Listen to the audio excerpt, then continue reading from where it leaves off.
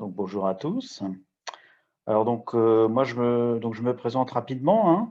Donc je suis Alexandre Spicois, moi donc je suis effectivement donc enseignant-chercheur à Télécom Sud Paris et moi je travaille en fait depuis, on va dire, ouais, presque une vingtaine d'années sur, alors les récepteurs GPS, donc ce qu'on appelle aujourd'hui, plus largement les GNSS, hein. C'est-à-dire en fait tous les systèmes de positionnement. Alors en général, puisque j'ai travaillé plus spécifiquement sur justement des solutions de géolocalisation en intérieur, hein, donc comme le précédent intervenant en parlait, et donc plus spécifiquement sur des solutions donc, qui tournent autour du GPS. Et j'ai été amené donc à travailler sur le drone, sur les drones, donc il y a quelques années, et donc en me concentrant sur en fait la fonction de navigation des drones, hein, puisque comme ça a été dit, en fait, un drone, pour qu'il soit en navigation autonome, hein, donc je pense que vous avez tous compris, hein, donc la navigation autonome, c'est une navigation où il n'y a pas besoin d'intervention d'un pilote, hein. C'est-à-dire que ça fonctionne à travers un système de waypoint, hein. C'est-à-dire que vous définissez en fait votre trajectoire à l'avance, et puis le drone effectue donc un certain nombre d'opérations et suit le chemin. Mais pour cela, eh bien, il a besoin de connaître sa position. Et donc c'est à partir de là que donc moi j'ai travaillé, donc enfin je me suis intéressé au drone dans ce cadre-là, et plus particulièrement donc sur ce que les drones peuvent subir, ce que la fonction, les récepteurs GPS, donc GNSS des drones, peuvent subir comme attaque. Voilà. En fait, moi, je vais parler plutôt de plutôt que de la sécurité, ça va être plutôt la sécurité des drones, si vous voulez. Parce que, alors, il s'avère que la fonction qui permet donc de calculer la position des drones et qui est très utilisée donc, par les drones, notamment pour toutes les applications qui sont extérieures, eh bien, est en réalité une fonction qui est assez fragile. Voilà. Euh, alors, donc d'abord, peut-être, je vais commencer, hein, vous allez voir, hein, je fais une présentation, bon, il y a un petit peu de technique, mais j'essaye de rester très synthétique, hein, sur toutes les questions. En fait, alors, pourquoi est-ce que la fonction GPS du drone est particulièrement fragile? En fait, alors, si on regarde le principe, qu'est-ce que c'est? En fait, c'est vous avez donc un récepteur GPS intégré donc, dans un drone, par exemple, hein, mais alors, ce qu'on dit sur les drones, c'est également valable sur tout ce qui peut concerner la navigation, tous les véhicules autonomes, hein. C'est aussi valable pour tout ce que vous pouvez intégrer sur les voitures autonomes, etc. Bref, tout ce qui va utiliser la fonction GPS pour calculer sa position afin de naviguer, hein. Voilà, donc en fait, le principe, qu'est-ce que c'est? En fait, ça se base sur des mesures de temps de propagation, hein. C'est-à-dire que vous avez des satellites, hein, qui sont autour de la Terre et qui envoient un signal au sol, et vous avez un récepteur donc, qui mesure ce temps de propagation et qui, grâce à ce temps de propagation et une connaissance de la position des satellites, va pouvoir calculer la position. Et ensuite, une fois que vous avez calculé donc la position, eh bien, vous pouvez, alors si vous connaissez la position et l'orientation, vous pouvez ensuite naviguer vers un point que vous avez déterminé. Donc ça, c'est le fonctionnement, c'est le principe de base donc du GNSS. Sauf que eh bien, on s'est aperçu, voilà, alors c'est des choses dont on avait déjà conscience, hein, au début des années 2000 quand le GPS a commencé vraiment à se déployer, mais on s'est aperçu qu'en réalité, ces signaux GNSS et cette fonction GPS, donc cette fonction qui permet de calculer la position, est assez fragile. Elle est fragile, et alors, il y a eu un épisode désormais fameux, hein, donc, qui s'est déroulé, donc, alors je crois que c'est en 2011, je crois, où en fait un drone donc de la CIA qui volait au-dessus de l'Iran, donc a été détourné par donc les Iraniens. Et alors, donc, ce que le déroulé des opérations nous a indiqué, c'est que, eh bien, en fait, les signaux GPS militaires auraient été brouillés, et les Iraniens ont réussi à mettre en place ce qu'on appelle donc un système de leurrage, hein. Et le système de leurrage, qu'est-ce que c'est? C'est en fait de faire croire au drone qu'il est ailleurs pour pouvoir prendre le contrôle de son comportement et donc de sa navigation. Et c'est ce que je vais vous présenter ici. Donc, qu'est-ce que vous avez donc ici? Alors, donc vous voyez, vous avez donc là on se retrouve donc dans la situation équivalente à ce qu'on avait tout à l'heure. Hein. Vous avez donc effectivement le drone qui reçoit les signaux depuis donc, les satellites. Et puis, vous avez un dispositif donc, que vous pouvez observer ici et donc qui envoie un faux signal. Voilà. Alors, le contenu de ce faux signal, vous avez donc dans la petite bulle carrée là, que vous avez ici, où en fait, que fait le faux signal? Eh bien, le faux signal, il envoie en fait des signaux radiofréquences, hein, qui sont en fait équivalents à ceux que la constellation de satellites envoie, voyez, mais et surtout, ils sont équivalents à ceux que le récepteur recevrait s'il se situait à une autre position, voyez, c'est-à-dire une position qui est par définition une fausse position, une position que le leurre, donc le dispositif d'attaque, veut que le récepteur croit qu'il est. Vous voyez, hein, c'est-à-dire que vous avez une fausse position.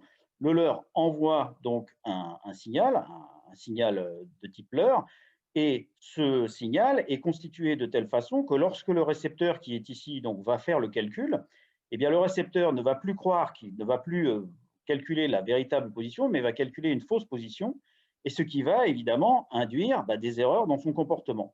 Donc, si vous prenez l'exemple très simple que j'ai mis ici, vous voyez que la trajectoire désirée, eh bien, c'est celle-ci, voilà, et que si jamais le récepteur, au lieu de penser être là, au lieu de calculer sa position à cet endroit-là, eh bien, il pense à être à cet endroit-là, eh bien, il va dévier évidemment sa trajectoire et il va faire une trajectoire réelle qui va plutôt ressembler à ça. Voilà. Et donc ça c'est quelque chose hein, qui se, donc, je vous dis, hein, qui se retrouve et dont en fait la communauté du GNSS est tout à fait consciente. Hein.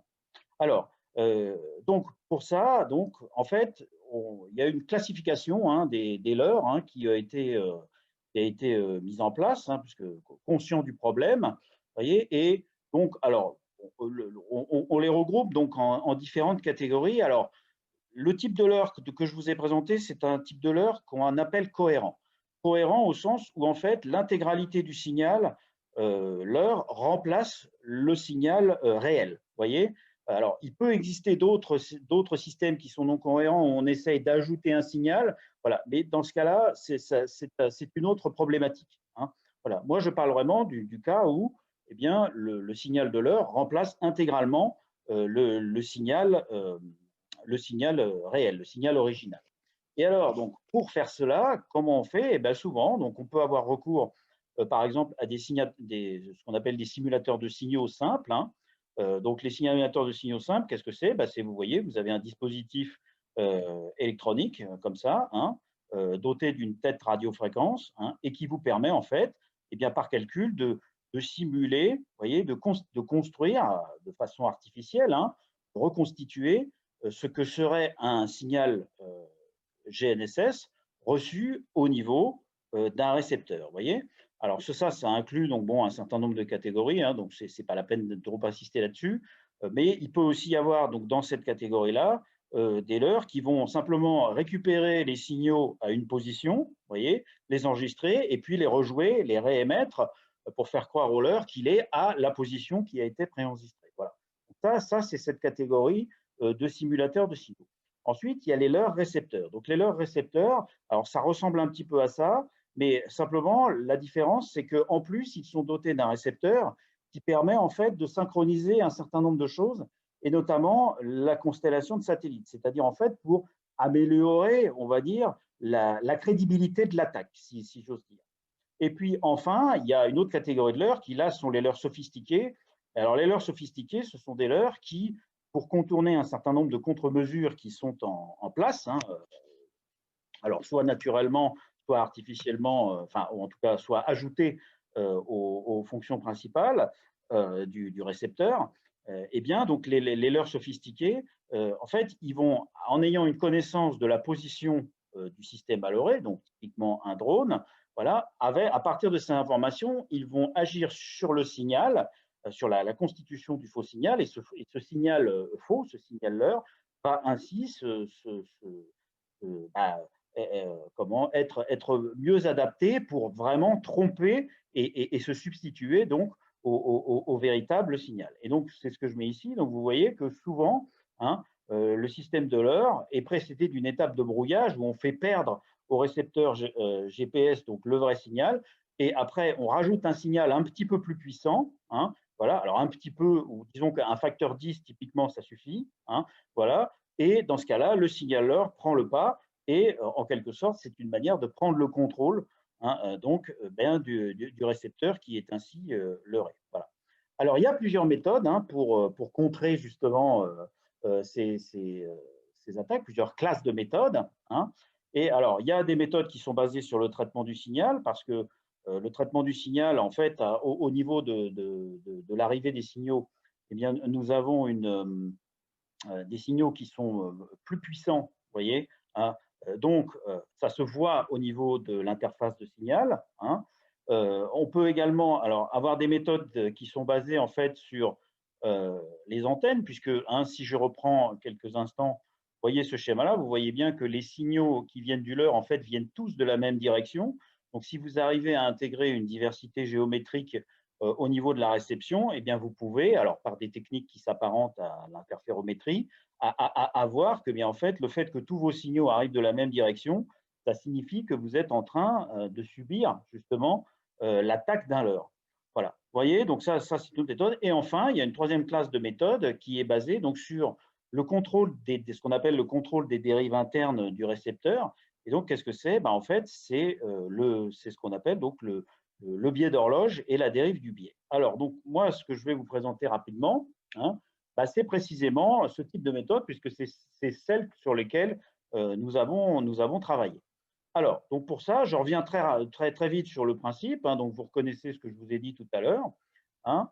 Donc vous avez les satellites donc, qui ont leur position et qui ont en fait un temps propre au niveau de leur, vous voyez, de leur constellation. C'est-à-dire que, en fait, hein, pour pouvoir faire les fameuses mesures de temps de propagation, hein, au niveau des satellites, eh bien, il faut que en fait, toutes les horloges de chaque satellite soient synchronisées. Et donc, elles sont synchronisées sur un temps que j'ai noté TC, qui est le temps de la constellation. Voilà.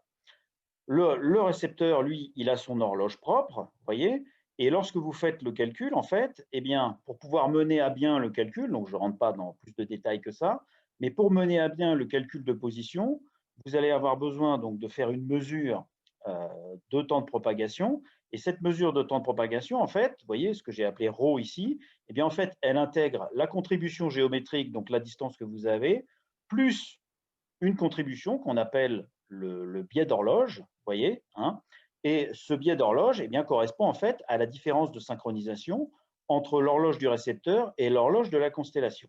Et là, vous avez ici, donc, en bas à droite, donc, le comportement du biais d'horloge pendant une durée de quelques heures. Et en fait, nous, eh bien, on va s'intéresser à ce biais d'horloge. Pourquoi? Parce que eh bien, en fait, vous voyez que lorsque en fait, vous basculez de la constellation réelle, hein, à la constellation du leurre, vous voyez, hein, donc je vous remets le schéma ici, eh bien, en fait, qu'est-ce qu'on observe? Ben, on observe qu'évidemment, le leurre, lui, il a sa constellation synchronisée, mais avec son horloge propre, vous voyez.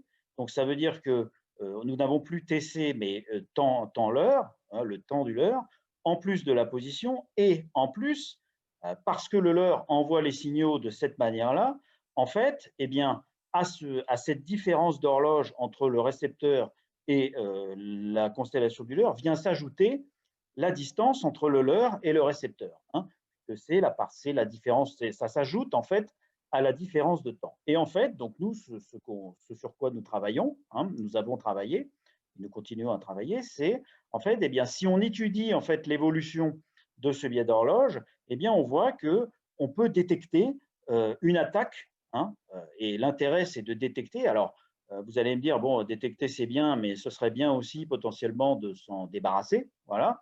Alors, bon,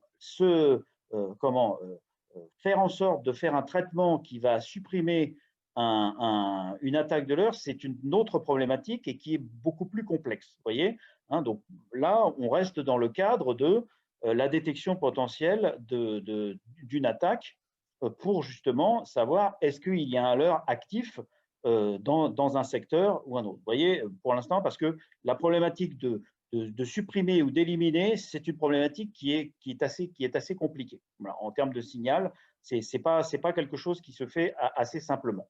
Voilà. Et donc, ce qu'on espère ici, hein, c'est que, eh bien, en effet, à la transition, vous voyez, donc là, je fais une vue zoomée hein, du météorologue, bah, c'est qu'on va retrouver notre saut, justement, voilà, un saut qui va marquer donc le passage d'une constellation à l'autre, de la vraie constellation à la fausse constellation. Voilà, donc on a mené donc, un certain nombre de travaux d'expérience. Hein. Donc, c'est au cours de la thèse donc, de M. Victor Truong, hein, qui a été soutenue au mois de novembre dernier.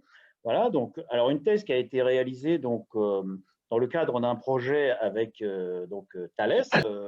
Voilà, donc ces expériences ont été menées et en fait, ce qu'on observe, si vous voulez, hein, de façon très simple, c'est qu'en effet, il a bien observé, quel que soit le type d'attaque, vous voyez, eh bien des attaques, on a bien observé donc les sauts en question, les sauts qui étaient attendus. Alors, quel que soit le type d'attaque que l'on a pu mener, donc, je ne reviens pas sur les détails en question, mais bon, voilà, hein, en synthèse, tout ça pour vous dire qu'on a bien obtenu un certain nombre de choses. Et donc, pour conclure, hein, vous voyez, donc, j'arrive. Donc, l'attaque, en fait, donc évidemment, une fois que l'attaque a été détectée, ce qu'on aimerait dans un deuxième temps, c'est déterminer la position du leurre. Voilà. Et donc, l'idée, c'est, vous avez compris, hein, comme dans le biais d'horloge, eh bien, il y a quelque part cette information de distance entre le leurre et le récepteur. Eh bien, on essaye d'exploiter cette information contenue dans le biais d'horloge. Et donc, nous poursuivons nos travaux en collaboration avec Thales pour l'année prochaine. Voilà. Je vous remercie de votre attention et pardon d'avoir débordé un petit peu.